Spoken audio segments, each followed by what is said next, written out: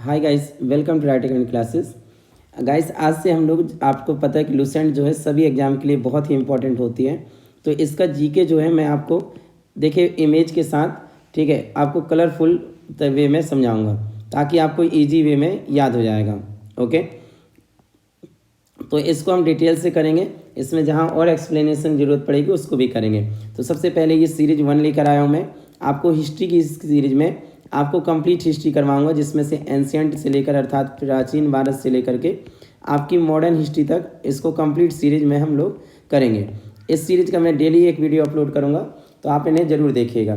Okay, चलिए start करते हैं। सबसे पहले कि भारत का इतिहास जो आपके लुसेंट ने फर्स्ट पेज में दे रखा है वहाँ से शुरू करते हैं। तो सबसे पहले भारत के इतिहास में इंट्रोडक्शन इसमें देखिए कि उत्तर में हिमालय से लेकर दक्षिण में समुद्र तक फैला यह उपमहाद्वीप भारतवर्ष के नाम से जाना जाता है। अब आप एक है कि उपमहाद्वीप, तो ज्योग्राफी वाली वीडियो में मैंने समझाया कि सब कॉन्टिनेंट क्या होता है, आप उसे भी जरूर देखिएगा। ओके, उपमहाद्वीप की संज्ञा यानी कि किसी भी महाद्वीप का एक छोटा सा भाग जो सांस्कृतिक और जलवायु के रूप से भिन्न होता है किससे, महाद्वीप से। चूँकि भारत जो है कह सकते हो भारतीय उपमहाद्वीप जो है, कह सकते साउथ एशिया वाला पार्ट, ये पूरे एशिया महाद्वीप से अलग है, इसलिए किसकी संज्ञा दी गई है, भारतीय उपमहाद्वीप की। तो सबसे प्राचीन नाम जो हमारे देश का मिलता है कौन सा है, भारतवर्ष के नाम से है, जिसे महाकाव्य तथा पुराणों में भारतवर्ष अर्थात भरतों का देश तथा यहाँ के निवासियों को भारतीय अर्थात भरत की संतान कहा गया है। यदि आप महाभारत में देखेंगे तो उसमें जो राजा भरत थे उन्हीं के नाम पे रखा गया है। देखिए जैसे दे रखा है कि भरत एक प्राचीन कबीले का नाम था। प्राचीन भारतीय अपने देश को जम्मू द्वीप अर्थात जम्मू जामुन वृक्षों का द्वीप कहते थे। ओके, यदि आपने रामायण में लवकुश कांड देखा होगा तो उसमें उन्होंने कहा कि जम्मू द्वीप है एक नगरी अयोध्या नाम की ना, तो वहाँ से भी याद कर सकते हैं प्राचीन नाम क्या है, जम्बू द्वीप। इसी तरह अगर नेक्स्ट देखें इसमें प्राचीन ईरानी इसे सिंधु नदी के नाम से जोड़ते थे। ओके, जिससे वे सिंधु ना कहकर हिंदू कहते थे, क्योंकि उनका जो प्रोनाउंसिएशन था, उच्चारण था, सा को वो हा बोलते थे। क्या बोलते थे, हा। तो सिंधु नदी से क्या हो गया, हिंदू। यही नाम फिर पूरे पश्चिम में फैल गया और पूरे देश को इसी एक नदी के नाम से जाना जाने लगा। ओके, तो क्या नाम हो गया, हिंदू। यूनानी इसे इंदे, अरब इसे हिंद कहते थे। मध्यकाल में इस देश को हिंदुस्तान कहा जाने लगा। ओके, तो किन्होंने शुरुआत की, इंदे देखिए किसने, यूनानी ने कहा, और अरबियों ने इसे क्या कहा, हिंद। उसी से फिर मध्यकाल में इसे क्या नाम हो गया, हिंदुस्तान। यह शब्द भी फारसी शब्द हिंदू से बना है। ओके, यूनानी शब्द भाषा के इंदे के आधार पर अंग्रेज इसे इंडिया कहने लगे। विंध्य की यदि देखें, इसके बाद इसकी डिटेल दे रखी है कि विंध्य की पर्वत श्रृंखला देश को उत्तर और दक्षिण दो भागों में बांटती है। जो लोग एमपी की तैयारी कर रहे हैं उन्हें और ख़ास तौर पे इससे पता होगा कि जो विंध्य पर्वत है वो मध्य से है। ओके, तो इसके नीचे नर्मदा नदी है और नीचे इसके क्या है, सतपुड़ा, बीच से नर्मदा नदी जाती है किसमें, विंध्य घाटी में। तो आप देखेंगे जो ये है भारत को, देश को क्या है, उत्तर और दक्षिण दो भागों में बांटती है।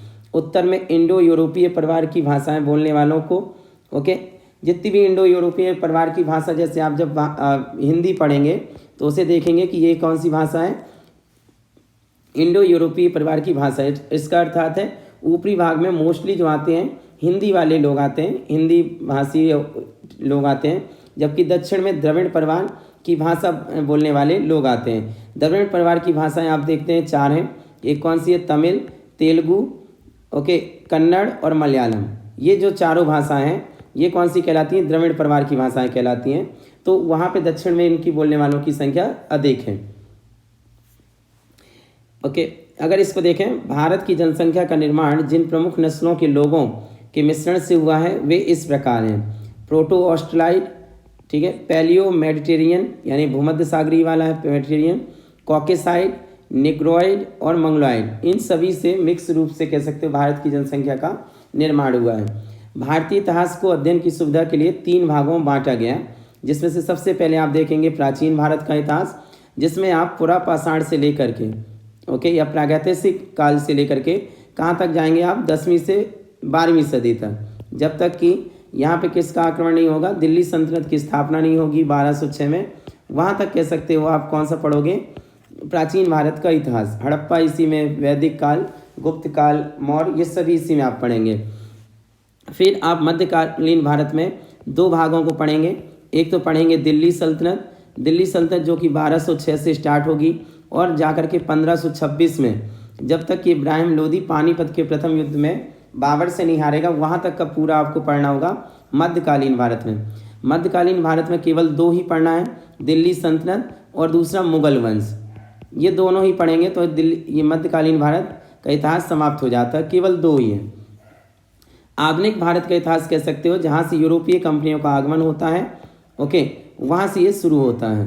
तो और फिर कहाँ तक जाएगा 1947, और इसका कुछ भाग ये कह सकते हो कि स्वतंत्र भारत के बाद का इतिहास, उसको भी पढ़ने पड़ता है हमें। तो इस तरह हम लोग इस सीरीज को कंप्लीट करेंगे, ओके, प्राचीन, मध्य और आधुनिक में।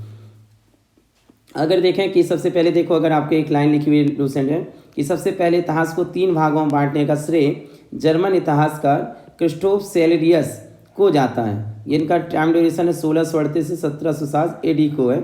ये कहाँ के हैं? जर्मनी के हैं, ओके। उसी बेस पे भारत के इतिहास को भी कितने 3 भागों में बांटा गया है। तो सबसे पहले हम लोग अब स्टार्ट करेंगे कौन सा? प्राचीन भारत का इतिहास, जिसमें से हम लोग पढ़ेंगे वैदिक यानी कि अर्थात वेदों के बारे में। ओके गाइस, होप आपको ये सीरीज पसंद आ रही होगी। प्लीज़ यदि आपको ये वीडियो पसंद आ रहा तो अपने दोस्तों में ज़्यादा से ज़्यादा शेयर करें, साथ ही चैनल को सब्सक्राइब